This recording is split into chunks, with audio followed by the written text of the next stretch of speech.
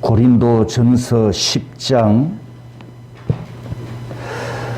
1절에서 13절까지 제가 봉독하겠습니다. 형제들아, 나는 너희가 알지 못하기를 원하지 아니하노니 우리 조상들이 다 구름 아래에 있고 바다 가운데로 지나며 모세에게 속하여 다 구름과 바다에서 세례를 받고 다 같은 신령한 음식을 먹으며 다 같은 신령한 음료를 마셨으니 이는 그들을 따르는 신령한 반석으로부터 마셨음에 그 반석은 곧 그리스도시라. 그러나 그들의 다수를 하나님이 기뻐하지 아니하셨으므로 그들이 광야에서 멸망을 받았느니라. 이러한 일은 우리의 본보기가 되어 우리로 하여금 그들이 악을 절개한 것 같이 절개하는 자가 되지 않게 하려 함이니 그들 가운데 어떤 사람들과 같이 너희는 우상 숭배하는 자가 되지 말라. 기록된 바 백성이 앉아서 먹고 마시며 일어나서 뛰논다 함과 같으니라. 그들 중의 어떤 사람들이 음행하다가 하루에 23,000명이 죽었나니 우리는 그들과 같이 음행하지 말자. 그들 가운데 어떤 사람들이 주를 시험하다가 뱀에게 멸망하였나니 우리는 그들과 같이 시험하지 말자. 그들 가운데 어떤 사람들이 원망하다가 멸망시키는 자에게 멸망하였나니 너희는 그들과 같이 원망하지 말라. 그들에게 일어난 이런 일은 본보기가 되고 또한 말세를 만난 우리를 깨우치기 위하여 기록되었느니라. 그런즉 선줄로 생각하는 자는 넘어질까 조심하라. 사람이 감당할 시험 밖에는 너희가 당한 것이 없나니 오직 하나님은 미쁘사 너희가 감당하지 못할 시험 당함을 허락하지 아니하시고 시험 당할 즈음에 또한 피할 길을 내사 너희로 능히 감당하게 하시느니라. 아멘. 서로 축복하겠습니다. 당신을 인정합니다. 무조건 인정합니다. 조건 없이 사랑합니다. 김호석 집사님께서 출애굽기 강론을 기대한다고 기도하셔가지고 제가 많이 부담됩니다. 하나님께서 큰 은혜 주시기를 원합니다. 한 번 더 축복합니다. 당신을 인정합니다. 조건 없이 인정합니다. 제가 간절하게 찾았고 그리고 가지고 싶었던 책을 한 권 소개해 드립니다. 유대인 신약 성경이라고 하는 책인데 유대교에서 기독교로 개종한 유대인 신학자가 유대인 관점에서 신약을 번역한 책입니다. 신약 성경이 기록될 당시 대부분 구독자는 유대인 신자들이었거든요.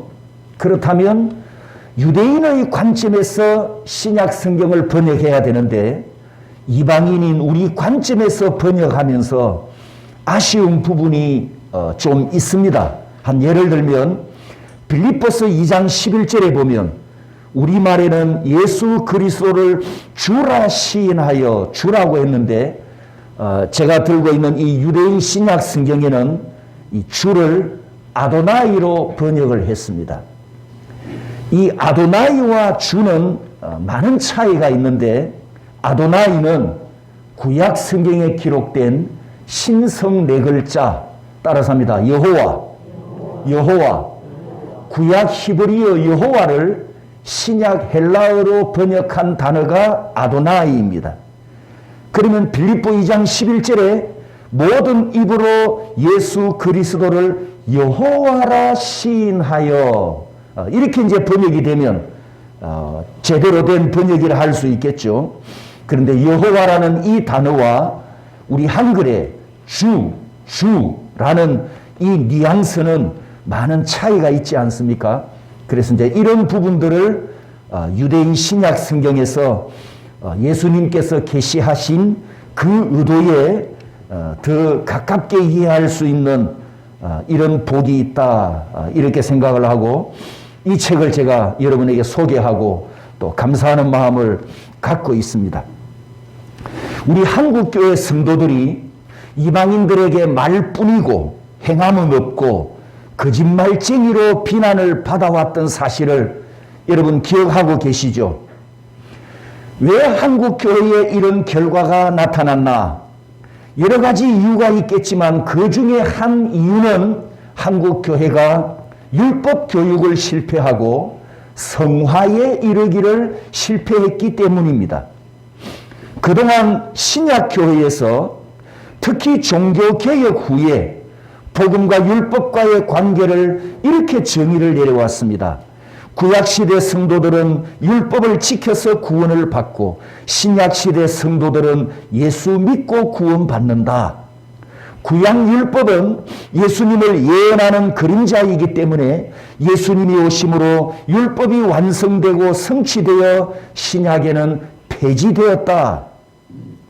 구약시대 구원론을 이야기할 때 율법을 지켜야 구원받는다. 구약시대 구원론을 이렇게 접근한 것이 신약교회가 율법의 거룩함을 멀리하게 된 이유가 되었습니다. 여러분, 율법은 지켜서 구원을 얻는 문제가 아니고 구원받은 성도들이 반드시 지켜야 하는, 따라서 합니다, 거룩의 문제,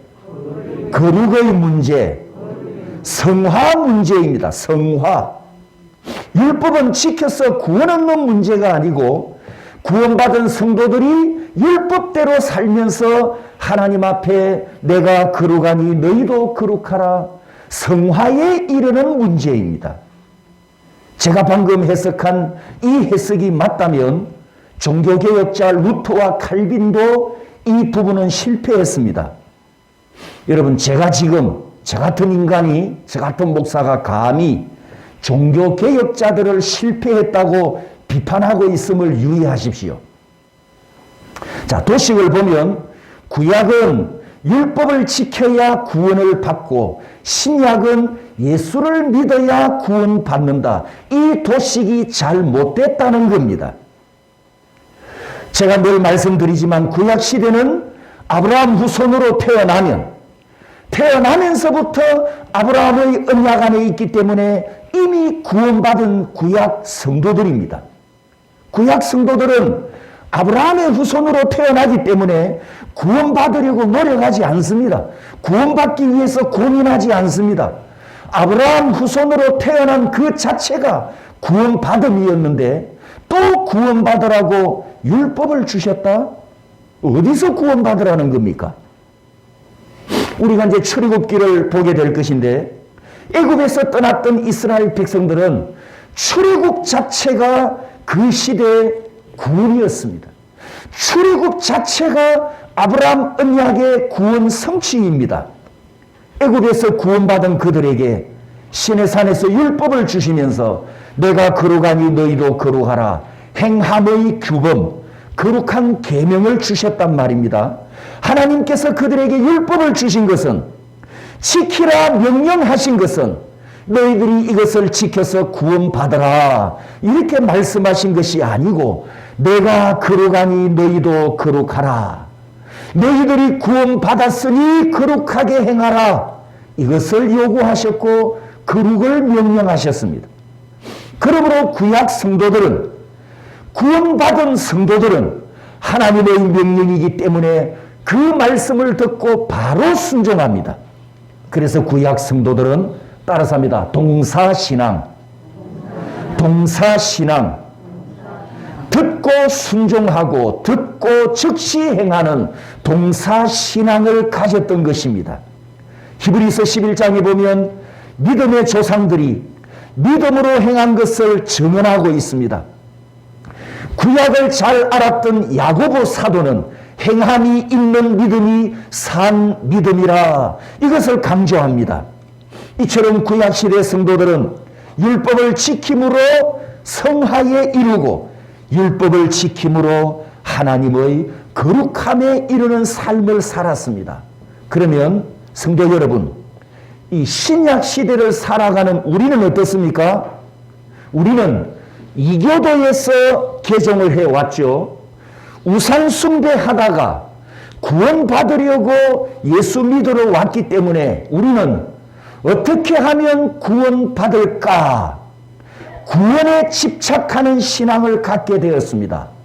내세 소망을 가지고 구원받고자 하는 열심은 있지만 이 땅에서 성화의 삶은 덜 강조되고 간과함으로 거룩함을 이루지 못한 것이 지난 과거 한국 교회의 문제점이었습니다. 구약시대 절기와 의식들은 예수님이 오심으로 성취되고 폐지된 것이 맞지만 말씀과 거룩함과 교훈과 이 모든 거룩한 명령은 예수님이 오셔서 우리에게 더 강화하셨고 강조하셨습니다.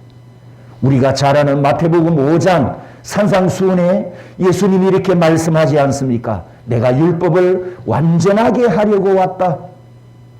율법의 1.1획도 없어지지 아니하고 다 이루어지리라. 21절에 보면 계명에 살인하지 말라 하나님께서 말씀하셨는데 예수님이 22절에 해석합니다.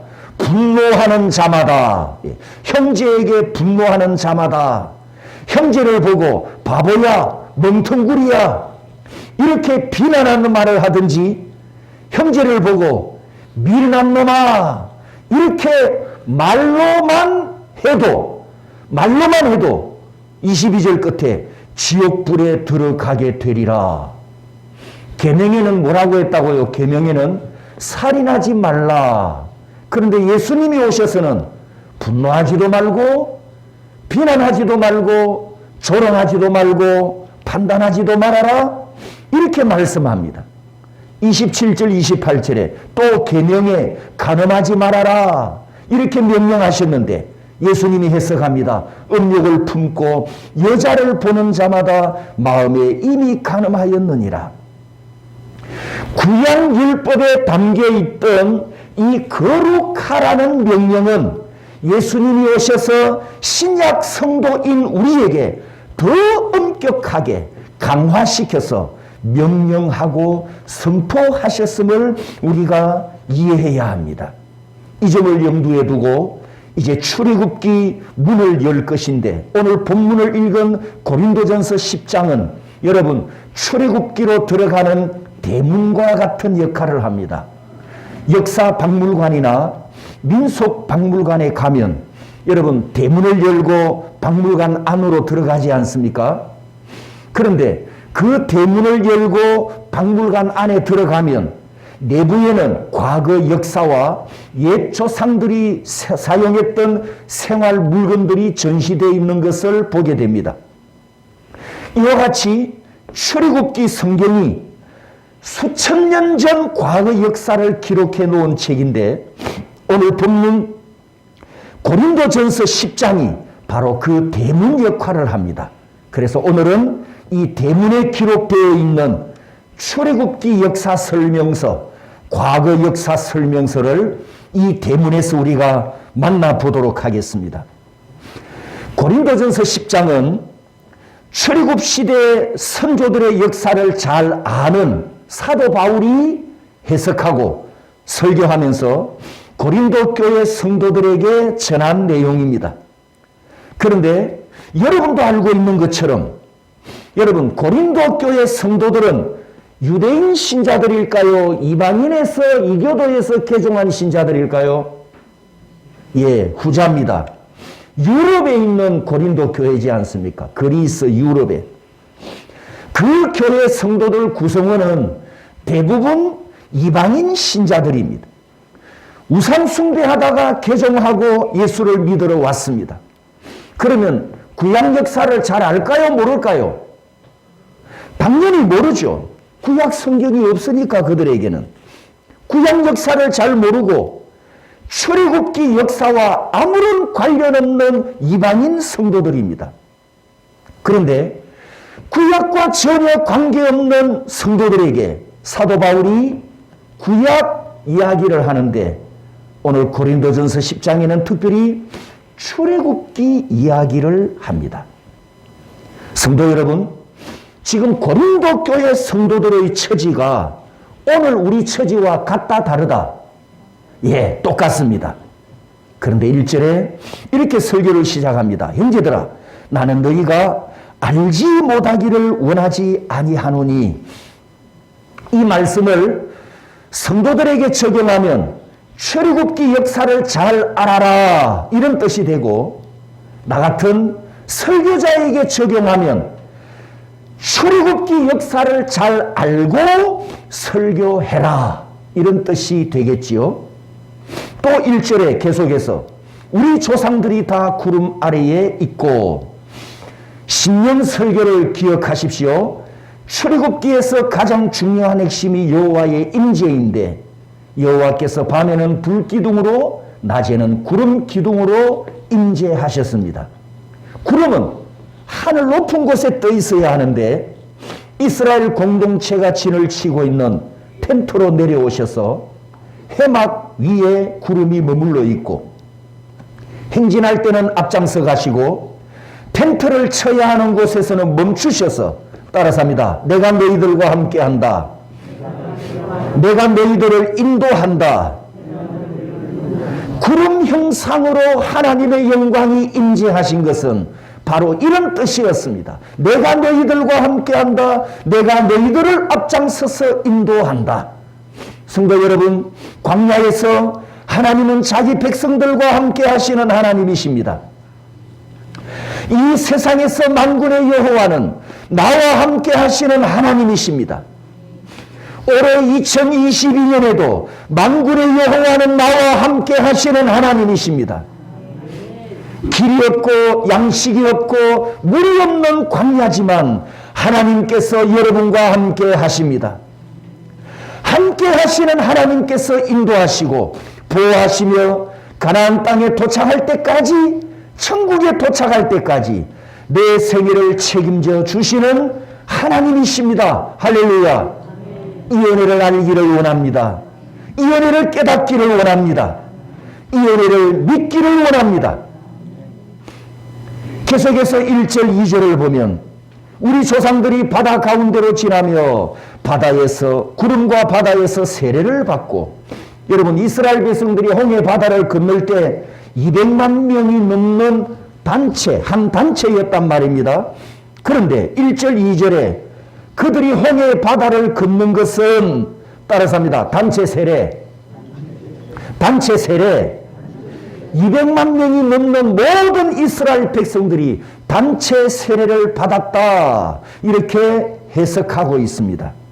여기서 우리가 놓치지 말아야 할 중요한 것이 있는데, 1절에 홍해 바다를 건넜다는 표현은 따라서 해볼까요? 사실을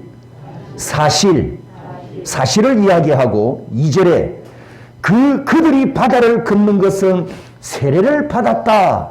따라서 합니다. 해석.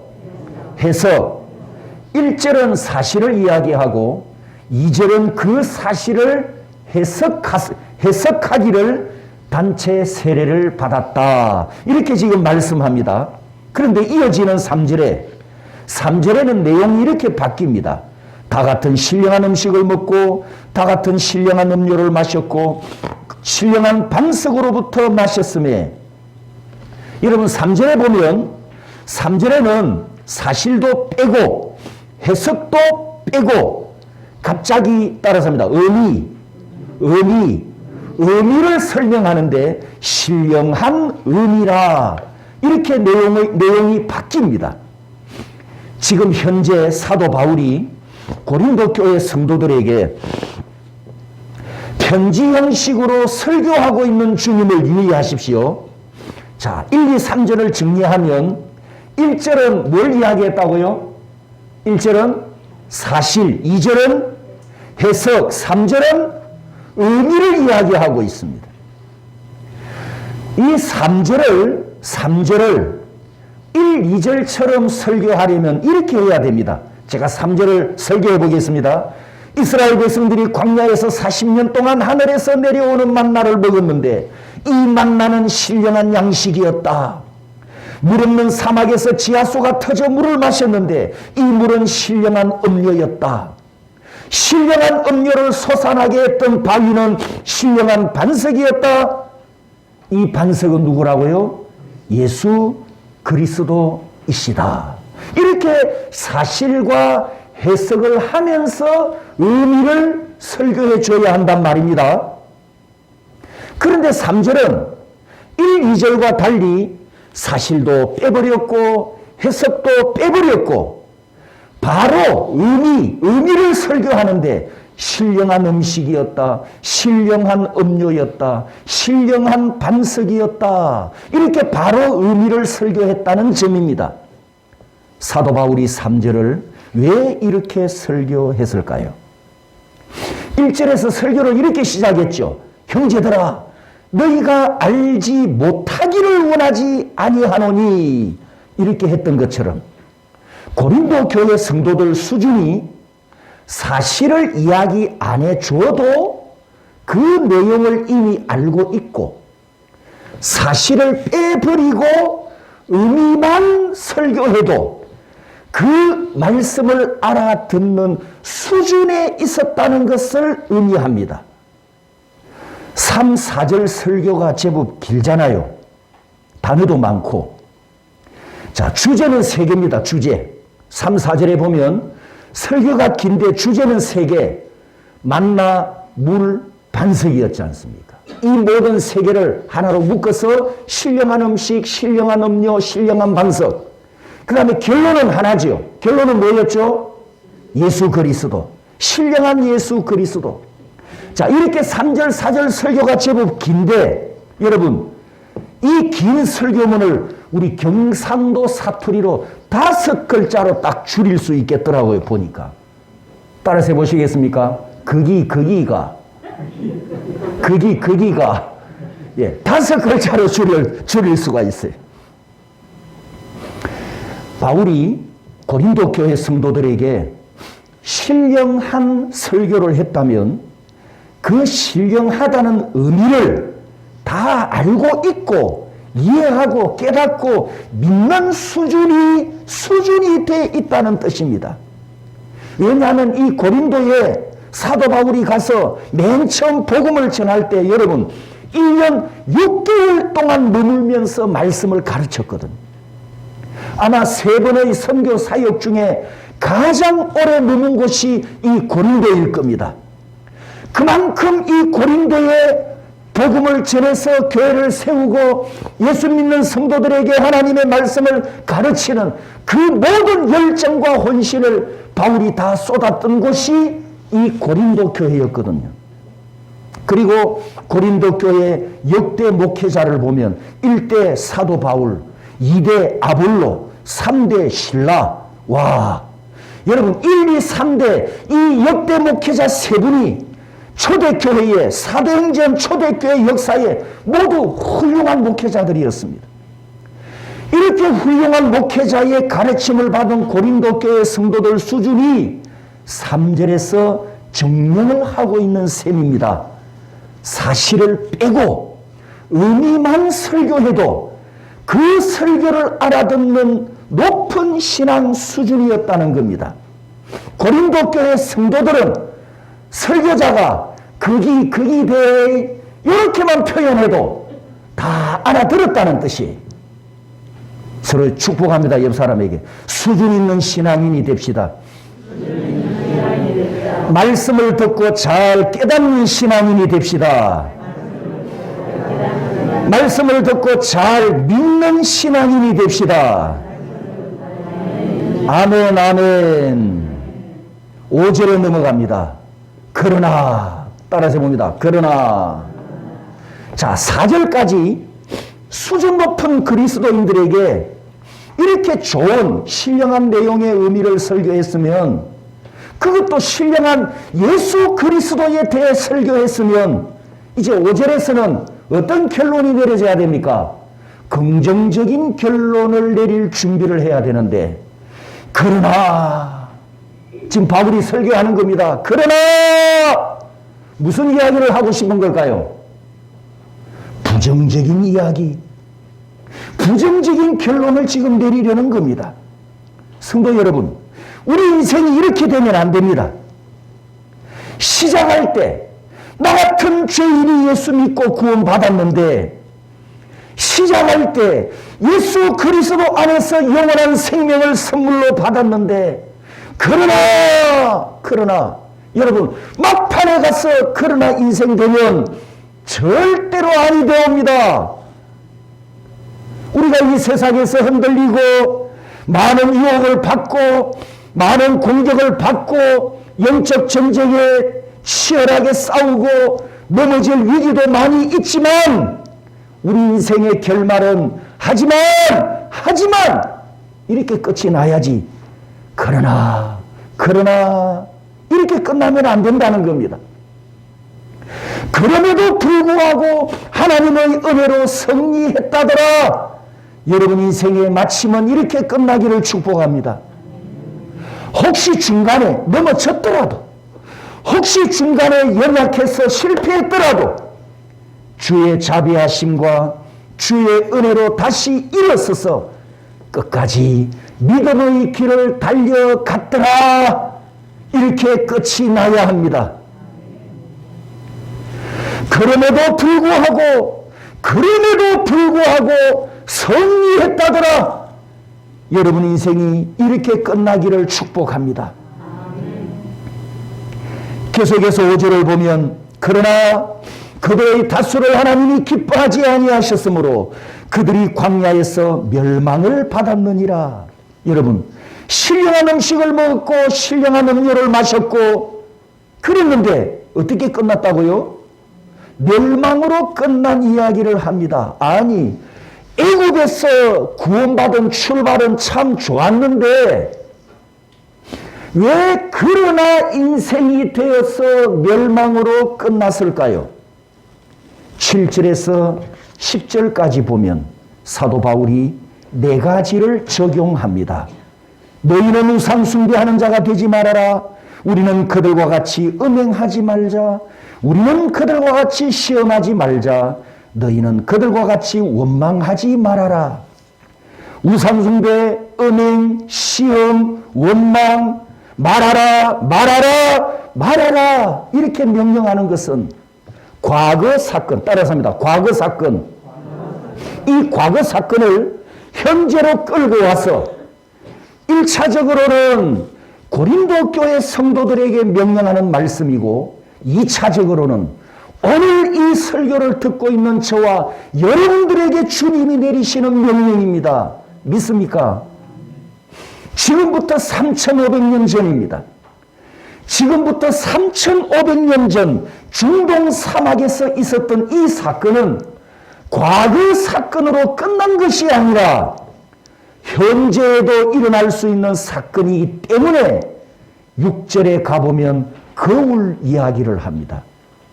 이러한 일은 우리의 거울이 되어 본보기가 되어 성도 여러분 출애굽기가 왜 기록이 됐느냐? 우리에게 본보기, 거울로 삼기 위해서입니다. 출애굽기는 누구를 위해서 기록했느냐? 정성원의 거울이 되어 여러분 나를 위해 기록한 하나님의 말씀입니다. 출애굽기를 기록한 목적이 뭐냐? 사도 바울이 고린도 교회 성도들에게 이 출애굽기 본문을 가지고 설교하는 목적이 뭐냐? 오늘 정성은 목사가 대구 선교교회 성도들에게 출애굽기 대문을 열고 들어가려는 목적이 뭐냐? 11절에 11절에 2가지입니다. 그들에게 일어난 이런 본보기가 되고 따라서 합니다. 말세를 만난 우리를 깨우치기 위하여 이렇게 기록했다고 말씀합니다. 뭐라고요? 구약 성경이 지금 신약 시대는 필요 없다고요? 이것을 모르고 이것도 모르고 성도 여러분 놀라지 마십시오. 제가 직접 들은 이야기를 전해드립니다. 목사님 지금은 신약 시대인데 왜 구약책을 가지고 설교합니까? 이 말을 누가 했을까요? 놀라지 말라 그랬죠. 평신도가 이렇게 물어온 게 아니고 목회자가 목회자에게 직접 받은 질문입니다. 그러면서 그 다음에 하는 말이 목사님 저는 지금까지 구약 성경을 가지고 한 번도 설교해 본 적이 없습니다. 자랑스럽게 이야기하는 것. 이걸 모르니까. 여러분, 지금은 신약 시대인데 왜 구약 성경을 가지고 설교합니까? 이 39권의 두꺼운 무거운 책을 왜 얇은 신약에 붙여서 무겁게 들고 다닙니까? 떼서 던져버리지. 구약 성경을 이렇게 알고 있었기 때문에 한국 교회가 거룩함에 실패했다는 뜻입니다. 성도 여러분, 우리가 이 11절 말씀을 읽을 때에는 사실 부들부들 떨면서 읽어야 합니다. 왜냐하면 7절에서 10절까지 3500년 전에 있었던 그 사건이 오늘 내게도 일어날 수 있음을 경고하는 말씀이기 때문입니다. 그들에게 일어난 사건이 정성원에게 거울이 되고 3500년 전에 있었던 그들의 멸망은 말세를 만난 정성원을 깨우치기 위해 기록하였느니라. 말세를 만난 누구라고요? 고린도 교회 성도들이 아니고 누구라고요? 나란 말이에요. 나를 위해서. 이것이 출애굽기를 기록한 목적이고 고린도전서 10장이 기록된 목적이고 오늘 정성은 목사를 통해 여러분이 설교를 듣는 목적입니다. 아멘, 아멘. 무서운 이야기입니다. 왜? 종말을 경고하는 무서운 이야기입니다. 애굽에서 구원받았지만 우상숭배하다가 음행하다가 하나님을 시험하다가 원망불평하다가 나도 멸망받을 수 있음을 보여주는 거울입니다. 성도 여러분, 두렵고 떨림으로 들어야 하는 주의 말씀이고 주의 명령이고 주의 권면입니다. 출애굽기 말씀이 옛날 이야기가 아니라는 겁니다. 옛날에 있었던 사건을 현재로 끌고 와서 현재에 적용한 것이 고린도전서 10장 사도 바울의 설교입니다. 그러므로 우리가 출애굽기 성경을 읽을 때 우리가 다음 주일부터 출애굽기 설교를 들을 때 3500년 전 그들의 이야기로 듣지 말고 누구 이야기로 들어야 한다고요? 내 이야기. 이 종말을 살아가고 있는 내 이야기. 하나님께서 나에게 주신 본보기, 하나님께서 나에게 주신 거울 이야기로 듣는 복이 있기를 원합니다. 다음 주일에 여러분 손에 거울을 하나씩 다 쥐어드릴 건데 그 거울은 출애굽기라는 거울입니다. 거울은 출애굽기이지만 그 거울에 비치는 얼굴은 누구라고요? 내 얼굴. 그렇습니다. 출애굽기 감론을 통해서 자기 얼굴을 보는 복이 있기를 축복합니다. 말세 시대에 살아가는 성도 여러분, 우리는 이런 존재들입니다. 오늘 본문 마지막 13절 우리 다 같이 읽습니다. 시작.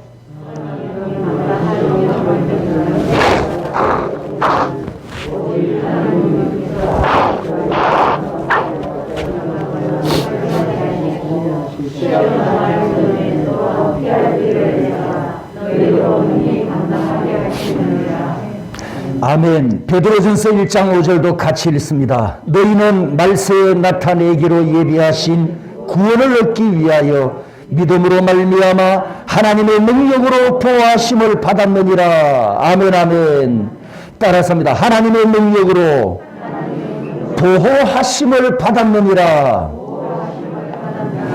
성도 여러분, 3500년 전 우리 조상들이 애굽을 떠나 가나안 땅으로 가기 위해서 40년 동안 광야를 지나갔던 것처럼 오늘 저와 여러분들도 천국을 향해서 이 세상이라는 광야를 지금 통과하고 있는 중입니다.